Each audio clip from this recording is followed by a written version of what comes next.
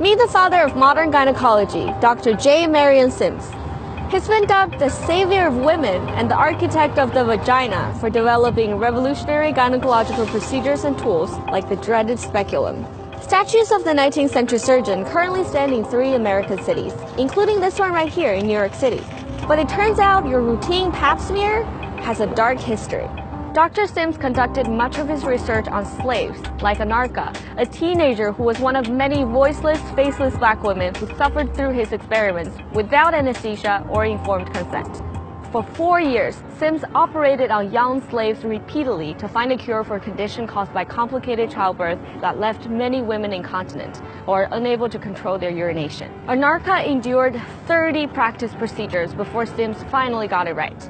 According to historian and medical ethicist Harriet Washington, Sims knew the operation was extremely painful, but wrote that using anesthesia was not worth the trouble or risk.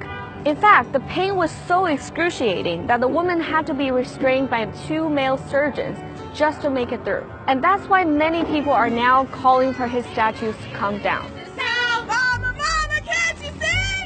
But Dr. Sims isn't the only physician to use black people as unwitting test subjects. It's only one chapter in a long history of racist medical abuse. In the infamous Tuskegee experiment, federal researchers observed 399 black men with syphilis from 1932 to 1972.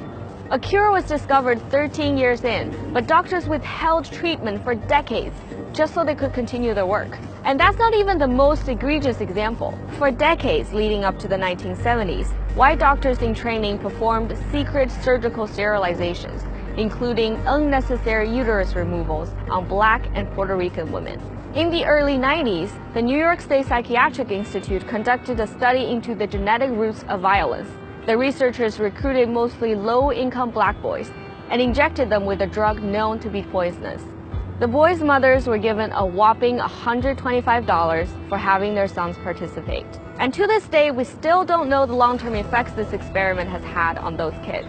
These stories are horrifying, but racism in the medical field isn't a thing of the past. A 2016 study found that a quarter of medical residents who were surveyed thought black skin is actually thicker than white skin. And many of those same residents also thought black patients felt less pain than their white counterparts and recommended less accurate pain treatment.